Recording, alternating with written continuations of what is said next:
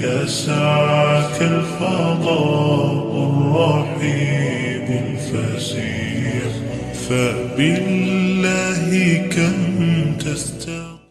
السلام علیکم، میرا نام عبدالرحیم ہے. میں مختلف احادیث کی کتابوں سے مختلف ٹاپکس پہ ویڈیوز بنا رہا ہوں. تو حضرت ابو یعلا موصلی کی مسند سے کچھ نماز کے کچھ حدیثیں ہیں. اعوذ باللہ من الشیطان الرجیم، بسم اللہ الرحمن الرحیم. حدیث نمبر 238. حضرت عمر رضی اللہ تعالیٰ عنہ فرماتے ہیں کہ حضور صلی اللہ علیہ وسلم نے فرمایا، حضرت موسیٰ علیہ السلام نے عرض کی، اے رب، ہمارے باپ آدم علیہ السلام نے ہم کو جنت سے نکالا اور اپنے آپ کو اللہ عز و جل نے موسیٰ علیہ السلام کو حضرت آدم علیہ السلام دکھائے. حضرت موسیٰ علیہ السلام نے عرض کی، آپ آدم علیہ السلام ہیں؟ حضرت آدم علیہ السلام نے کہا، جی ہاں.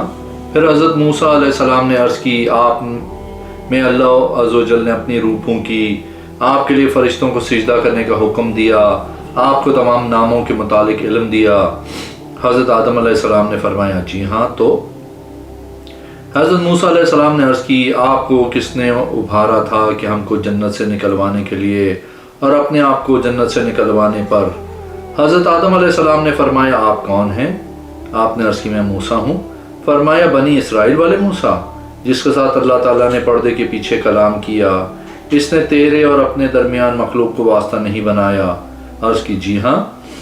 حضرت آدم علیہ السلام نے فرمایا، مجھے ملامت کرتے ہو اس کام پہ جس پہ میرے پیدا ہونے سے پہلے اللہ تعالیٰ کا حکم لکھا جا چکا تھا.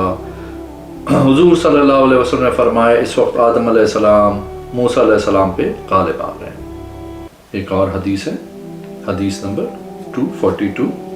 حضرت عمر رضی اللہ تعالیٰ عنہ فرماتے ہیں، میں نے حضور صلی اللہ علیہ وسلم کو فرماتے ہوئے سنا. آپ صلی اللہ علیہ وسلم نے فرمایا، اگر تم اللہ کی ذات پہ بھروسہ کرو جس طرح بھروسہ کرنے کا حق ہے، تم کو پرندوں کی طرح رزق دیا جائے گا. وہ صبح کرتے ہیں خالی پیٹ، شام کو واپس آتے ہیں گھونسلے میں پیٹ بھر کے.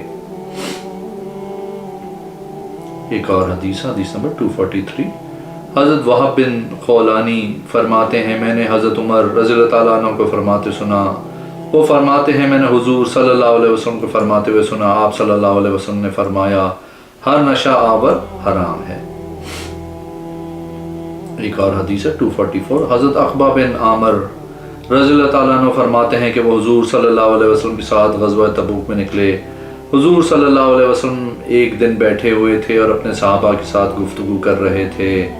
آپ صلی اللہ علیہ وسلم نے فرمایا، جو کھڑا ہوا جب سورج ڈھل جائے، اس کے بعد وضو کرے، اچھا وضو کرے، کھڑا ہو کے 2 رکعات ادا کرے تو اس کے گناہ معاف فرما دیے جاتے ہیں. یا یہ فرمایا، وہ گناہوں سے اس طرح پاک ہو جائے جس طرح آج ہی اس کی معنی سے جنا ہے. حضرت عقبہ فرماتے ہیں، میں نے کہا، تمام خوبیاں اللہ کے لیے ہیں جس نے مجھے حضور صلی اللہ علیہ وسلم سے یہ حدیث سننے کی سعادت فرمائی. حضرت عمر بن خطاب رضی اللہ تعالیٰ عنہ نے فرمایا، جو ساتھ ہی بیٹھے تھے، فرمایا، کیا تو اس پہ تعجب کرتا ہے؟ حضور صلی اللہ علیہ وسلم نے تیرے آنے سے پہلے حیران کن قول فرمایا. آپ نے عرض کی، کیا فرمایا؟ میرے باپ آپ پہ قربان. حضرت عمر رضی اللہ تعالیٰ عنہ نے فرمایا، حضور صلی اللہ علیہ وسلم نے فرمایا، جس نے وضو کیا اور اچھا وضو کیا، پھر اپنی نگاہ آسمان کی طرف اٹھائی اور پڑھا، اشہد ان لا الہ الا اللہ، تو اس کے لیے جنت کے 8 دروازے کھول دیے جاتے ہیں کہ جس سے چاہے داخل ہو جائے. ایک اور حدیث ہے 245. حضرت ابن عباس رضی اللہ تعالیٰ عنہ سے روایت ہے کہ حضور صلی اللہ علیہ وسلم دوپہر کے وقت نکلے. آپ نے ابو بکر رضی اللہ تعالیٰ عنہ کو مسجد میں پایا. آپ نے فرمایا، آپ کو اس وقت کس نے نکالا؟ عرض کی، یا رسول اللہ، جس نے آپ کو نکالا ہے اسی نے مجھے نکالا ہے. حضرت عمر بن خطاب آئے تو آپ صلی اللہ علیہ وسلم نے فرمایا، اے عمر، تمہیں کس نے نکالا ہے؟ عرض کی، یا رسول اللہ صلی اللہ علیہ وسلم، مجھے اس نے نکالا ہے جس نے آپ کو نکالا ہے. حضرت عمر رضی اللہ تعالیٰ عنہ بیٹھ گئے. حضور صلی اللہ علیہ وسلم متوجہ ہوئے، دونوں گفتگو کرنے لگے. پھر آپ نے فرمایا، کیا تم دونوں کو کھانے کی ضرورت ہے؟ ہم اس باغ کی طرف چلتے ہیں، وہ کھانا اور پانی اور سایہ پاتے ہیں. ہم نے عرض کی، جی ہاں، ہم ابن تیہان ابو الحشیم انصاری کے گھر کے پاس سے گزرے. حضور صلی اللہ علیہ وسلم ہمارے درمیان سے آگے بڑھے. آپ صلی اللہ علیہ وسلم نے سلام کیا، 3 مرتبہ اجازت مانگی. بشیم دروازے کے پیچھے گفتگو سن رہی تھیں اور چاہتی تھیں کہ آپ اور زیادہ گفتگو کریں. جب حضور صلی اللہ علیہ وسلم نے جانے کا ارادہ کیا تو یسیم نکلیں اور جلدی سے ان کے پیچھے چلیں۔ حضرت یسیم نے عرض کی، یا رسول اللہ، اللہ کی قسم میں آپ صلی اللہ علیہ وسلم کا سلام سن رہی تھی، لیکن میں چاہتی تھی کہ آپ ہم پہ سلام زیادہ کریں۔ حضور صلی اللہ علیہ وسلم نے فرمایا اچھا، اور فرمایا ابو یسیم کہاں ہیں؟ میں ان کو نہیں دیکھ رہا ہوں۔ یسیم نے عرض کی، وہ قریبی ہیں، ہمارے لیے میٹھا پانی لینے کے لیے گئے ہیں، آپ داخل ہوں، وہ تھوڑی دیر تک آ جائیں گے اگر اللہ نے چاہا۔ ان حضرات کے لیے درخت کے نیچے بستر بچھائے۔ ابو یسیم آئے، انہیں دیکھ کر خوش ہوئے، اپنی آنکھیں ان کے ذریعے ٹھنڈے کرنے لگے اور کھجور کے درخت پہ چڑھے اور ان کے لیے کھجوریں توڑنے لگے۔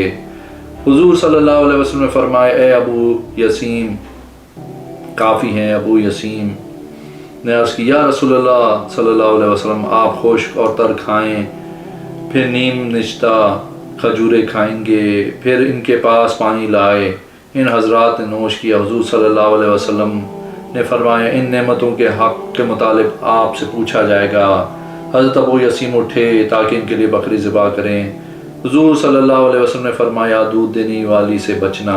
یسیم کھڑی ہوئیں، ان کے لیے آٹا گھوننے لگیں اور روٹیاں پکانے لگیں۔ حضور صلی اللہ علیہ وسلم اور حضرت ابو بکر عمر رضی اللہ تعالیٰ عنہ قیلولہ کر رہے تھے۔ یہ حضرات اٹھے تو کھانا آگے پایا، کھانا ان کے سامنے رکھ دیا گیا تو انہوں نے کھایا اور سیر ہو گئے۔ اللہ عز و جل کی تعریف کی۔ باقی کھجوروں کا ٹوکرا یسیم کی طرف بھیج دیا۔ کچھ تازہ کھجوریں، کچھ نیم نچلا کھجوریں کھا لیں۔ اس کے بعد حضور صلی اللہ علیہ وسلم نے ان کو سلام کیا اور ان کے لیے دعا فرمائی۔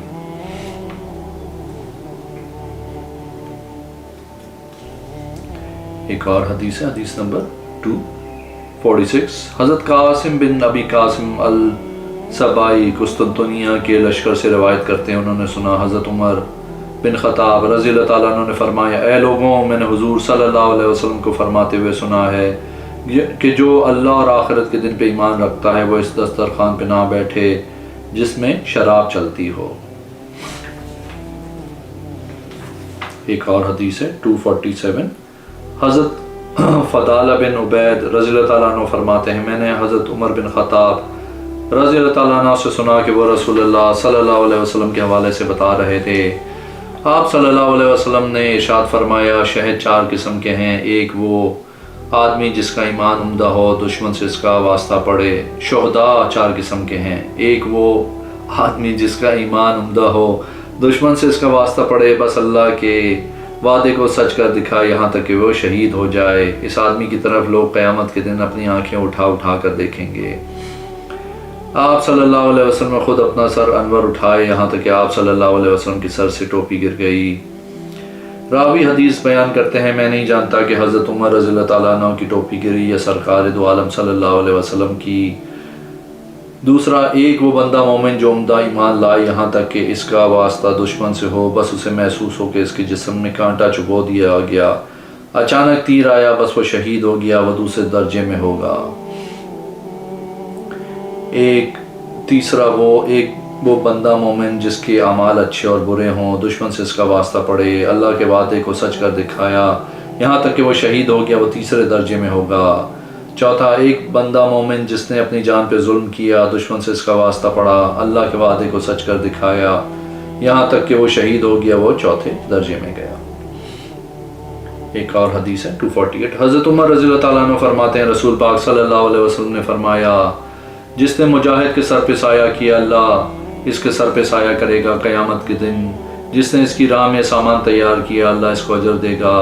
جس نے مسجد اس نیت سے بنوائی کہ اس میں اللہ کا ذکر کیا جائے، اللہ اس کے لیے جنت میں گھر بنائیں گے۔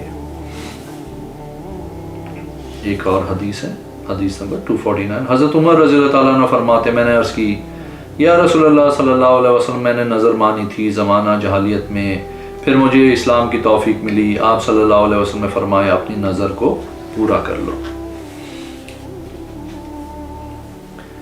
ایک اور حدیث ہے، حدیث نمبر 250۔ حضرت عبداللہ بن عمر رضی اللہ تعالیٰ عنہ فرماتے ہیں، میں نے ایک گھوڑا اللہ کی راہ میں دیا۔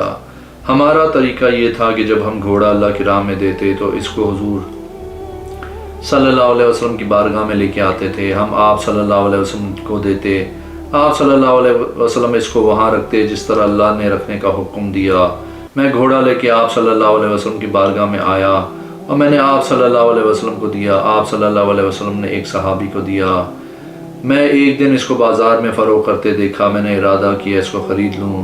میں حضور صلی اللہ علیہ وسلم کی بارگاہ میں آیا تو اس بات کا ذکر کیا۔ آپ صلی اللہ علیہ وسلم نے فرمایا اس کو نہ خریدو اور صدقہ واپس نہ لو۔ ایک اور حدیث ہے، حدیث نمبر 251۔ حضرت معدان بن ابی طلحہ رضی اللہ تعالیٰ عنہ فرماتے ہیں کہ حضرت عمر بن خطاب رضی اللہ تعالیٰ عنہ نے خطبہ ارشاد فرمایا، اس میں فرمایا میں نے خواب دیکھا گویا ایک مرغ نے مجھے 1 مرتبہ یا 2 مرتبہ ٹھونگ ماری۔ میری رائے یہ ہے کہ میری موت قریب ہے۔ اگر میری موت قریب ہے پھر خلافت کے متعلق ان 6 افراد سے مشورہ کر لینا، کیونکہ جب رسول پاک صلی اللہ علیہ وسلم کا وصال مبارک ہوا تھا تو آپ صلی اللہ علیہ وسلم ان 6 افراد سے راضی تھے۔ میں جانتا ہوں کہ کچھ لوگ خلافت کے متعلق خلل ڈالنے کی کوشش کریں گے۔ میں اپنے ہاتھوں سے اسلام کی خاطر ان لوگوں سے لڑائی کر چکا ہوں۔ اگر ان لوگوں نے خلافت کے متعلق کچھ خلال اندازی کی تو یہ لوگ اللہ تعالیٰ کے دشمن کافر و گمراہ ہوں گے۔ میں گواہی دیتا ہوں ان زمانے کے گورنروں کے متعلق، بے شک میں نے ان کو تمہاری طرف بھیجا تاکہ لوگوں کو دین اور رسول پاک صلی اللہ علیہ وسلم کی سنت و مال غنیمت تقسیم کرنے کے مطالب سکھائیں۔ مجھ سے رسول پاک صلی اللہ علیہ وسلم کسی مسئلے میں ناراض نہیں ہوئے، یا یہ کہ میں نے رسول پاک صلی اللہ علیہ وسلم سے کسی آیت کے متعلق کبھی اصرار کیا ہو جتنا مسئلہ کلالہ میں کیا ہے، یہاں تک کہ آپ صلی اللہ علیہ وسلم نے میرے سینے پہ ہاتھ مارا، فرمایا کیا تجھے سورہ نساء کی آخری آیت ہی کافی نہیں جو گرمیوں میں اتری تھی؟ اے میرے رسول صلی اللہ علیہ وسلم فتویٰ پوچھتے ہیں آپ سے، آپ فرمائیے۔ اللہ تعالیٰ فتویٰ دیتا ہے کلالہ کی میراث کے متعلق، سورہ نساء نمبر 177، اور ان قریب اس مسئلے کے متعلق ایسا فیصلہ فرماؤں گا جو قرآن پڑھے یا نہ پڑھے اس کو بھی اس مسئلے کی سمجھ آ جائے گی۔ وہ یہ ہے کہ جو باپ نہ چھوڑے، میں اس کو اسی طرح سمجھتا ہوں۔ اے لوگوں، کیا تم ان 2 درختوں سے کھاتے ہو جن کے متعلق میرے رائے ہے کہ یہ دونوں خبیث ہیں، ایک لہسن اور ایک پیاز؟ رسول پاک صلی اللہ علیہ وسلم ایک آدمی کے پاس سے گزرے، اس کے منہ سے ان دونوں کی بدبو آ رہی تھی۔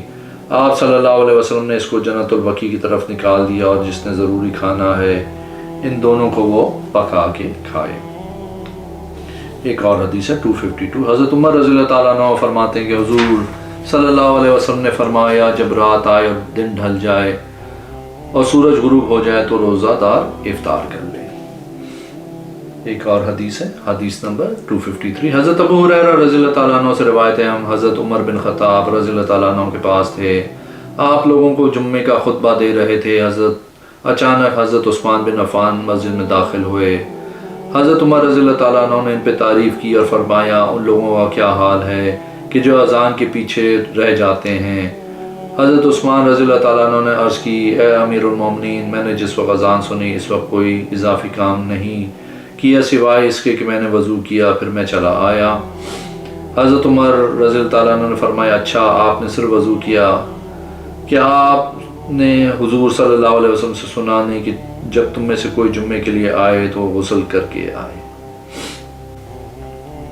ایک اور حدیث ہے نمبر 254۔ حضرت عمر بن خطاب رضی اللہ تعالیٰ عنہ حضور صلی اللہ علیہ وسلم سے روایت کرتے ہیں کہ آپ صلی اللہ علیہ وسلم نے فرمایا جو مجھ پہ جان بوجھ کے جھوٹ باندھے اس کو چاہیے کہ وہ اپنا ٹھکانہ جہنم میں بنا دے۔ ایک اور حدیث ہے 255۔ حضرت اسلم مولا حضرت عمر رضی اللہ تعالیٰ عنہ فرماتے ہیں کہ میں نے حضرت عمر رضی اللہ تعالیٰ عنہ سے سنا، وہ فرماتے ہیں کہ میں نے حضور صلی اللہ علیہ وسلم سے سنا، آپ صلی اللہ علیہ وسلم نے فرمایا جو مجھ پہ جان بوجھ کے جھوٹ باندھے اس کو چاہیے کہ وہ اپنا ٹھکانہ جہنم میں بنا لے۔ اگر آپ نے میرے چینل کو ابھی تک سبسکرائب نہیں کیا تو پلیز کیجیے، اس ویڈیو کو لائک کیجیے، اگلی ویڈیو میں انشاءاللہ حاضر ہوں گا۔